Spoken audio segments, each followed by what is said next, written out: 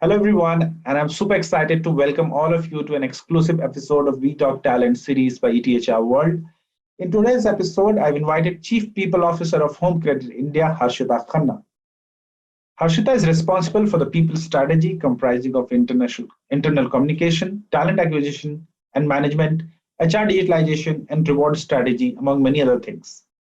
She is a seasoned HR professional and brings a rich experience of 15 years diving various facets of performance excellence in India and international market across diverse industries. Prior to Home Credit India, Harshita has worked with large multinational corporations such as Computer Science Corporation, Schneider Electric, and Aon Hewitt, serving diverse national and international HR mandates for these brands. Apart from work, she takes out time to travel as she likes to explore new places, and she is determined to build on her strengths of being analytical and self driven. Welcome to the show, Harshita. Thanks, Abhay. Thanks for having me. Thank you so much, Harshita, for joining us. Uh, since this interview is all about talent acquisition, disruption in the market, and skilling. So, Harshita, my first question to you is I would like to understand the basic overview of the disruption and transformation in your industry. Sure. The global pandemic, the COVID pandemic, not only brought the world together, but also accelerated its transformation to a digital world where everyone, including all businesses, moving towards e-everything. HCIN Home Credit India has also embraced it well by digitalizing all the offering and services end to end to build an omni-channel connection with our products and services. We have been continuously evolving our processes and making them simpler for partners and customers, be it improvement in post-merchant onboarding from physical to remote to online, to customer onboarding and seamless digital acquisition journey. So in September 2021, with the objective of further credit penetration and reach at customer doorstep in small towns, we became the first NBFC in India to switch from a sales associate model, which we call in the market as an SA model, to an RA model of sales. With this transition, we established retail merchants, became Home Credit India Retail Associates, and can offer instant financing options to customers at POS touchpoint and executed via paperless merchant app. This strategy, the revised strategy, helps HCIN to expand its footprint in lower tier towns without passing any cost to customers and hence fulfill sustainable expansion in future. HCIN is working also on partner network expansion to meet customer needs by focusing on band partnerships and tech partnerships. For us, for HCIN, digitalization stands for transformation of business, better customer experience, faster and transport means of business, and enhancing day-to-day efficiency. Our overall mission of building a successful, profitable business is by being more digital, expanding our reach, footprint, and creating a web of partnerships which would allow us to serve our existing potential customers through a bouquet of services comprising both of financial and non-financial products. So this is the journey which we started in 2021, and we have made quite a progress till now. Okay, thank you for elaborating a lot in this topic on this topic. So coming to your next question, we all talk about diversity and inclusion, and I'm sure you must believe that diversity is way beyond gender diversity as of now. So I would like you to throw some light on your DE&I agenda. What was like? What was it earlier? What it is currently, and what are your plans for the future? Sure. So, being in India, we have a population and we are a diversified country of its own. Yeah, country with so much of religion, people belong to different caste, religion, etc. For Home Credit in India, it's full of diversity at both macro and micro level. It is imperative for it to follow and promote DEI in the workplace. And this is one of my personal favorite topics. And last year also we spoke about it, but now are the concrete plans that we have taken in Q4. Although as an organization, Home Credit India has always promoted these principles, this year we have started special campaigns. And I just want to share a bit of statistics with you. We are an organization of young people with 20% of female employees, and more than 50% of our employees is less than 30 years of age. So we have to take care of all the dynamics, and being in NBFC space, having female employees is something which I'm really proud of. So what we and also, just to highlight one more thing, we also have expats which belong to various nationalities. So expats from Central Eastern Europe, they are part of a family, Home Credit India family, and we respect people from all religions, space, caste, etc. I'll just quickly talk to you about few projects that we undertook. So being in NBFC space, as I said, having female employees at the point of sale is something which is not very common. So what we did, we made sure that we are hiring, when we say we hire a batch, we say that we are hiring a batch for a location.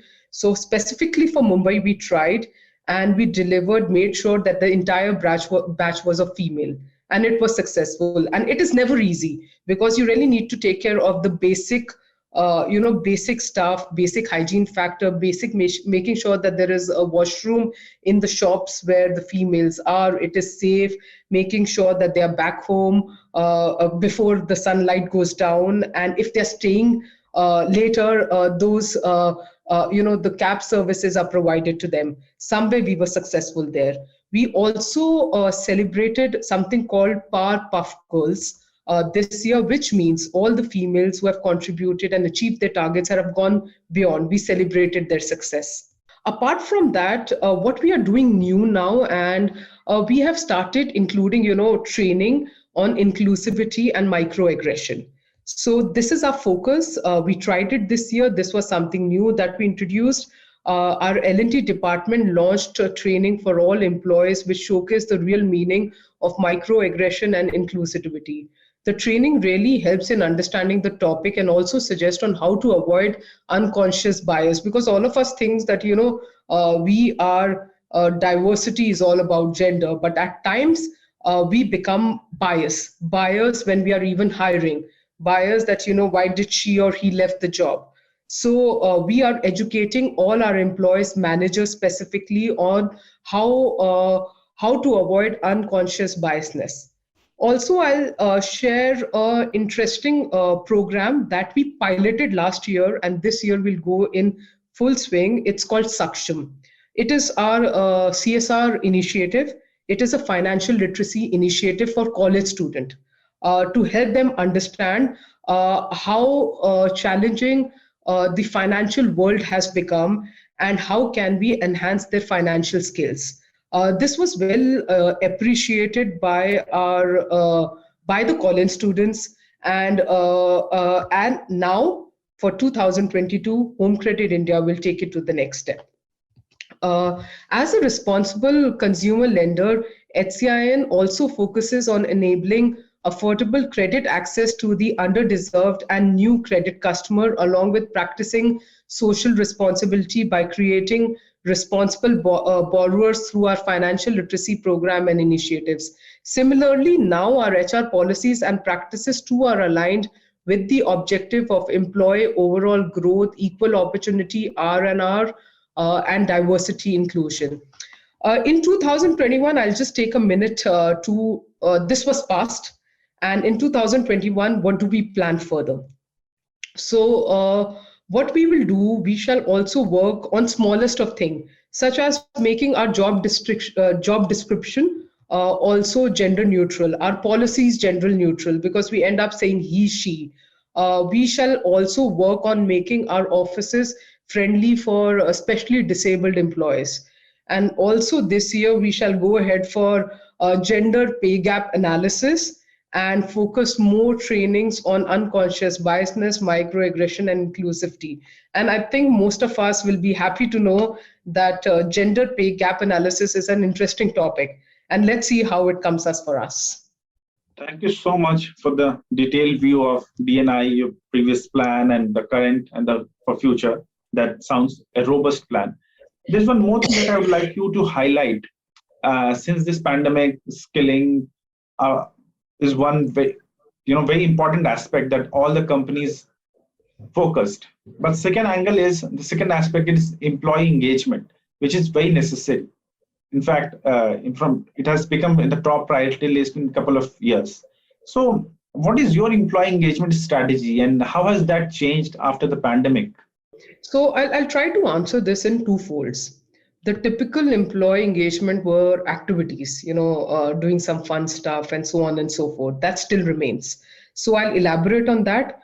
Per me, I see it engagement also as learning experiences and career experiences. So I'll answer your question in twofold. So our employee engagement strategy is kept on a very simple yet rational logic that employees establish a positive connection at the workplace. We in our endeavor have always made sure that people effort are recognized, respected, and are valued. Our plan in place has been formulated with a vision to make our workspace not just competitive, but also fun driven. We have ensured several initiatives where employees can directly let us know what they want us to run, as the logic is for the people and by the people. Post the pandemic, the need of engagement has become even more what it is used to be, so that people are connected. The COVID wave has flipped traditional employee engagement style. We have included various online models to run our regular engagement activities, stay connected with our employees. This pandemic has made us more creative and innovative in our approach. Our existing plan caters to the needs of all employees, irrespective of the working location, because we are a diversified organization. On the other part of it, I'll just take it a minute here, that we also believe in giving career and learning experiences, because I think this is a little beyond engagement. And HCIN provides a learning platform for all its employees, and they believe that employees should own their growth. So engagement now is not only about activities, but how do I grow myself? So this is our motto. It has worked well in the past as well, and we shall continue in the same and invest more in the development of our employees. Thank you so much, Harshita. Since we are talking about pandemic, I would like you to highlight another aspect of it, like how has your hiring strategy changed concerning sourcing, selection, and pipeline management post the pandemic? If you can throw some light. Yeah, definitely. This is an interesting topic for all the HR heads, everyone in the human resource fraternity at this point of time.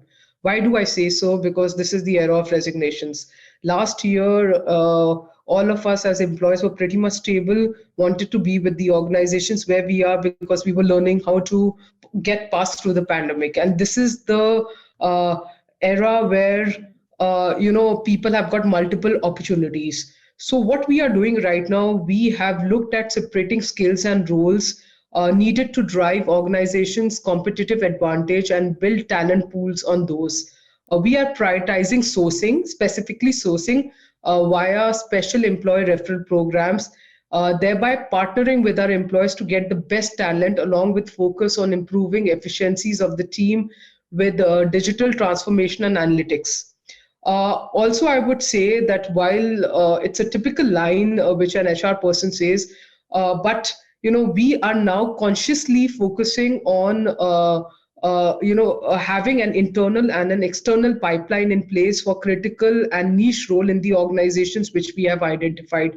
So I think these are the few measures which will help us, because your own employees and through past data we know that referral programs really well work well in an organization, and our own employees will become our promoters. Thank you so much. That was very crisp and to the point. So I'll come to my last question. You said this, hiring is one of the challenges that all the HR leaders are facing. So I would like you to share more on this. The biggest challenge you see in the TA space now, and how do you plan to overcome that? So I'll try to answer this in two parts of it. Of course, as I mentioned, candidates today have multiple opportunities, and attracting the best talent is the biggest challenge.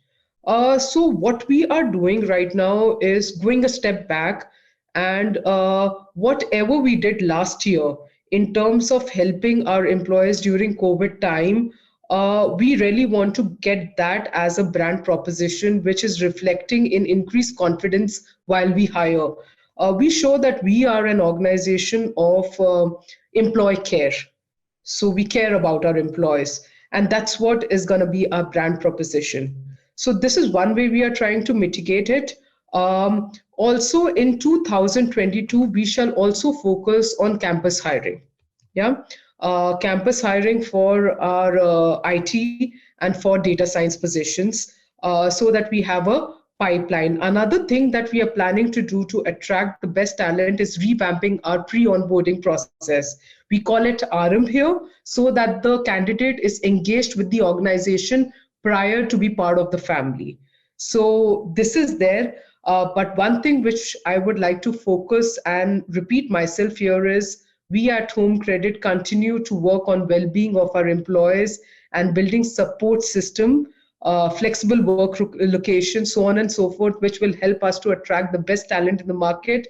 While we also want to actively explore in internal talent succession pipeline for critical roles. And when I say internal talent, I am the biggest example of it. So I really want to use myself as a brand to say that Home Credit provides opportunities within the organization for their people. That was a very nice concluding line. Yeah, you can be the brand ambassador for sure. Thank you so much, Harshita. It was wonderful hosting you and getting to know more about you and Home Credit India and your plans for future. Thanks a lot. Thanks, Abid. Thanks a lot. Thank you.